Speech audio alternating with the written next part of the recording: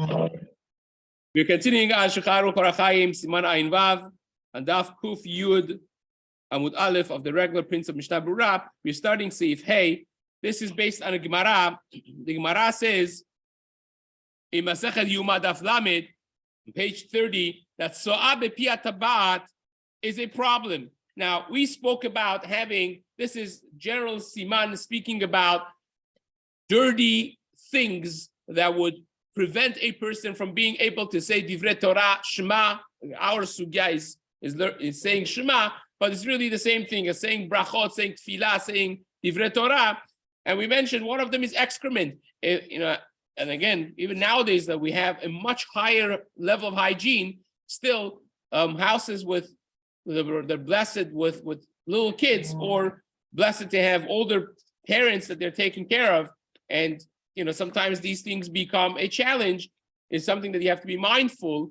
And today's discussion is a little bit different. We spoke about having tso'ah on a person's bigadim, or having a kid with a dirty diaper running around when they have tso'ah in the diaper.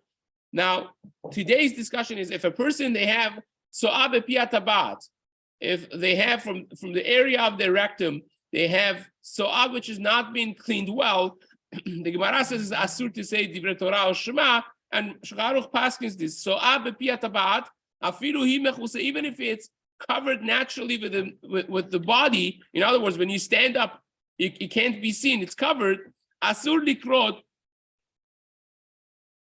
the Divrei Hakol. Then according to everybody is asur to read. In other words, even according to those opinions in Seif Dalet, that if you have the tso'ah covered with beged, with your garments, it's mutar to read. That's only for other places of the body, but bepiyat tabat is going to be a problem according to everyone. Afilu eno nir'et, even if it's not visible, kashehu omed, when you stand up, and only visible when a person sits down. Now, the Chafetz Chaim says over here something very interesting. What is visible when he sits down? I mean, visible to other people? If you would be examining him, yes. In other words, yeah, we're not talking about colonoscopy. No. Yeah, to the gastroenterologist in the crowd. No, because there are people who have intermittent soiling, they're not aware of it. So we're going to speak about that too. The Ordetzion writes, people who have mekeva, or the individuals who, because of whatever accident they've had, or because of advanced age, unfortunately they can't control, and it's always sometimes there's blood with a smelly juice that comes out, and at some point, or it's writes, for some people they can't, they have to eat and drink without bracha. They can never say bracha or tefillah. They're patur from tefillah. They could have such an advanced case, but again, it doesn't bend the halacha their situation. The halacha is if you have tso'ah b'piyat tabat, is asur to say divrei Torah, brachot, shema, tefillah, all that. Now, if you could be clean, it should be clean. If it can't be because of whatever situation they're experiencing, unfortunately, either it's temporary or it's even permanent. It is what it is, right? But not everything is the same situation that you mentioned. You could have that, but it could be a little bit different. Sometimes there's only blood because of and it doesn't smell bad, that's fine, But if it's what's considered halachically so'ah, which could be liquid, could be solid, that would be a problem. Now, this, for the rest of us that Baruch Hashem, we're healthy, the biggest nafkamina is what the Kaf Chaim writes, and the Mishna Berurah writes it over here as well. In other words, some people think it's only a Sephardi thing that people wash themselves afterwards to clean themselves properly. It's not necessarily, because the Chafetz Chaim writes it over here as well, that I'm reading in the middle of Ot Yud Chet of Mishna Berurah, Ledivrei Hakol, he explains it, and then he says, Al ken, therefore, yesh lo la'adam lehitorer ve'lirot tamid sheyehe naki pi hatabat shelo. A person has to be mindful and plan things properly, carefully, to always be keeping a certain level of hygiene and cleanliness in this area, ve'ulrochatzo b'mayim, and to make sure to wash with water, or berok, or even if it is not a place that you have water available, but you do have a napkin, and you could use the only liquid you could use is your saliva. Says the Chafetz Chaim, do whatever it takes to clean the place. That nothing, not even a mashu of tzoah, is going to be staying in that area, because again, this is straightforward halakha. Again, there are a lot of details of this in the medical sense of things for people with advanced age, which if a person has one of those experiences, one of those scenarios, we should ask a question. Not every situation is the same. So you should ask a question whether or not the temporary cleaning would work, or is it something that's more complicated, which would need a psak of its own. Says Shulchan Aruch in Seif Vav. Sorry? If it's absorbed in the body and it's covered, in the beged rather, and it's covered, it's fine. Obviously, it's going to be. Not always. Sometimes if there's enough and it's dripping down a person's body, that's a different story. But if it's droplets and it's absorbed, that's fine. So tzoah is very different than urine. Says says the Kaf HaChaim actually that if you did b'di'evet, imagine if b'di'evet you read Kriyat Shema already. In this scenario, would you go back and say Shema again? The Chafetz Chaim says yes. The Kaf HaChaim says you don't go back to daven. Shema you go back because Shema is the oraita. But tefillah, if you already davened and then you discovered that you had this issue, you don't have to go back because of safek brachot la'akel. Going back and saying 19 brachot again in a concept that's derabanan to begin with, says the Kaf HaChaim, even though that there are those who are machmir, the maaseh at the end of the day, when you have doubt in brachot, safek brachot la'akel, therefore you don't go back to say tefillah again. But if the shaliach tzibur is going to repeat in the repetition of shaliach tzibur, you can go to him and say, look, have me in mind, and have in mind to be yotzei with him. That is always a good option. Says Maran in the next Seif in Shulchan Aruch Seif Vav, haya lefanav me'at tzoah yachol lebatela berog. If you are in a place that let's say this actually does happen sometimes. You have a kid, that kid has a full diaper, and they sit on a place, and there's a little bit mashu of tzoah that gets on the surface that they were sitting on, that it seeped out, and then you take the kid off, and you don't necessarily have water to wash it. You're not always in your kitchen or in your house. Sometimes when you travel with kids, you know how it works. There's a car, and there's a place in the car that got a little dirty, and you don't have water right now. You're in the middle of the road. So what do? If it's very small, minute amount, you could even be mebatel. You could cover it even with a little bit of rock with saliva, and that's considered cover. It's not a big deal to cover that. You could cover it pretty much with anything and be mebatel it. But you're talking about something that's thick that could actually be considered a cover, not just a drop of liquid. That's not going to be sufficient as cover. Ve'en habitul mo'il ela lefi sha'a, aval im lo yikra miyad va'arok nimoach ve'nivla ba lo beteras. That works until so long as the cover is there. If it evaporates, of course, it's no longer cover. So therefore, if you need to say Shema, you do this and you read it right away before it goes away. Says the Mishna Berurah. Now, this is actually important. We live in a society that people have dogs, right? So the tzoah of dog is fine as long as it does not smell bad, and that reach ra, it's a different issue. But if you see you're walking, you're saying Shema because you're going, and this happens all the time. Sometimes you go shacharit of Shabbat, you're walking to shul, you realize that the time of Shema is passing. So as you're going to shul, you say Shema, and here it is. You have people who were irresponsible and they did not clean after the dogs. So what do? They have to stop Shema? No, you don't have to stop Shema. You can say it still, unless there's bad odor emanating from it and you can feel it. That's a different story. Now, how about if you don't know what type of tzoah this is? Like if you go to fancier upper class neighborhoods in Los Angeles, that they don't just have dogs, they also have homeless people that they're camping all around the place. So when you see something, you don't necessarily know what type of so'ad this is. So says the Chafetz Chaim, you don't know if it's so'ad kelavim or adam.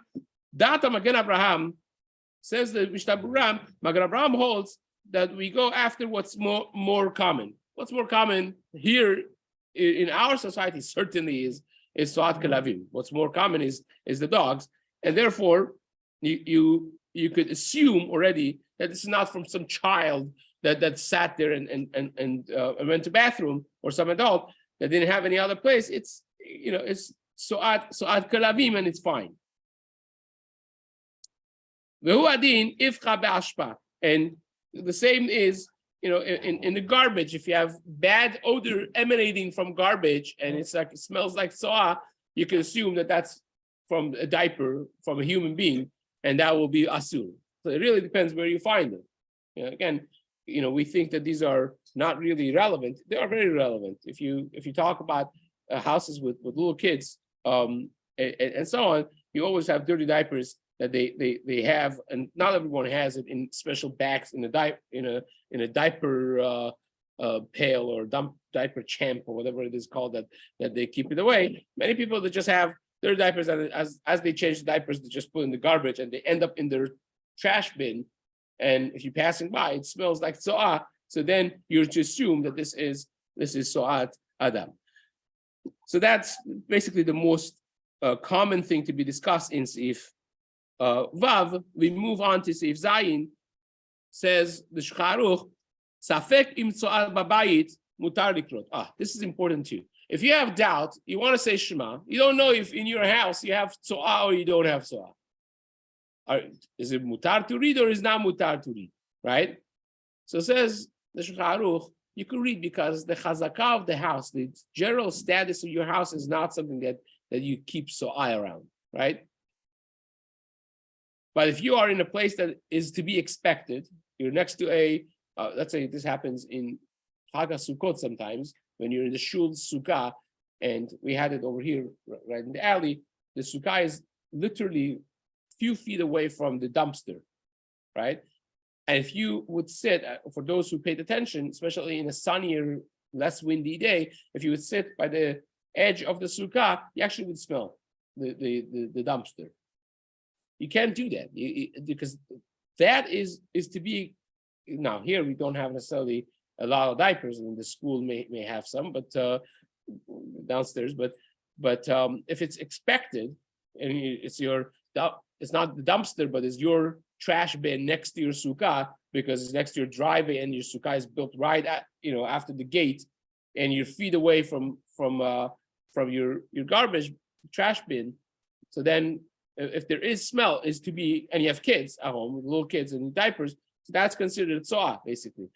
But so if you're reading in the sukkah and you expect that, so then you're obligated to inspect and make sure that there's no smell. But if you're at home, and at home you usually don't keep diapers around. If there is diaper, you put it in the trash, and you're not saying Shema next to the trash. You're saying it in your room or in the living room.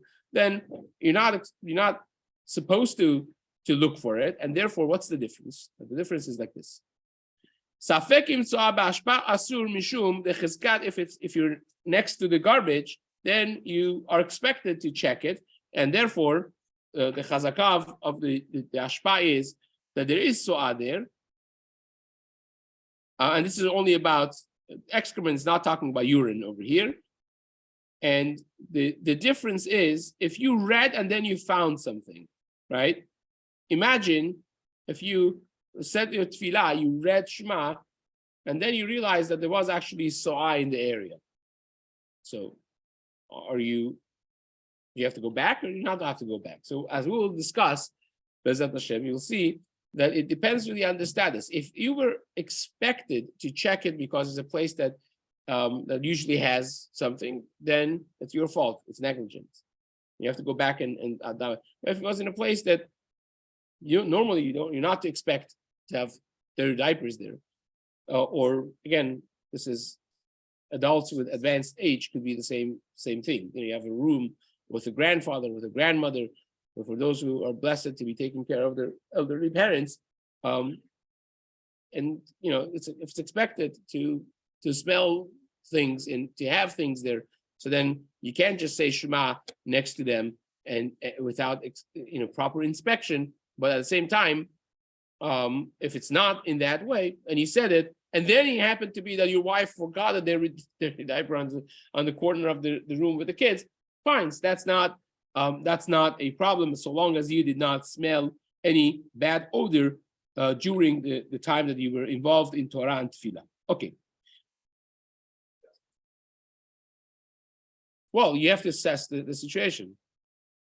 These are not complicated questions. It's just a certain awareness that the person has to have. That's all it is.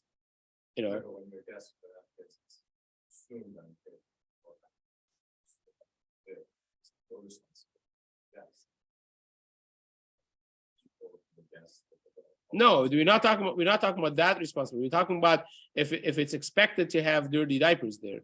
If it's not expected, it's not expected. If it is expected, let's say if their hygiene level is lower than you, their culture is different than you, and they leave things around. There are such things, right? So don't say Shema there. Go outside and say Shema. We're talking about the responsibility of checking and being aware of Tzo'ah around you and not saying it in a place that has it. So you're home, you know what's going on. And sometimes you'll be surprised something was left over. So that's not considered negligence, because you're not to expect that. You know that your wife is careful, you're careful, your household is careful. So you said it, and then you find something that was in the corner, that's fine. Okay. Says the Shulchan Aruch, Mishum Torah Asra Torah Likrot Keneged Meraglaim, that's discussing urine. Ela Keneged Amud Shel Kiluach Ve'achar Shenafal Lo Mitzar Ela Midrabanan Ubesafeka Lo Gazru. By Meraglaim that are sitting there, is only a Isur Darabanan to say in front of Meraglaim, right? If you have actual urine in a bucket, which again, if you have elderly people who can't control their two muscles in medically speaking, in the process of urinating, there are two muscles. One is in your control, supposedly. The other one is more of an automated system in the body. And if you lose control of the first one, then you'll be leaking. And depending on how bad it is, it could become pretty bad. So sometimes you have people with certain sickness or with advanced age that those muscles are not doing what they're supposed to be doing. So then they attach something to them. This way they'll keep a clean outside, but there is a bag of meraglaim there. So that is Isur Darabanan. It's not from the Torah. So is Isur from the Torah. So therefore, by meraglaim, if you don't know if it's safek, you're doubtful, you could be mekil. There's no problem with that. By so'ah, you have to be a little bit more mindful, a little bit more careful in the way it is. And that concludes basically Seif Zayin. There's a little bit more to talk about the details of this in the modern society and home that we have. But Hashem will continue this in the days to come.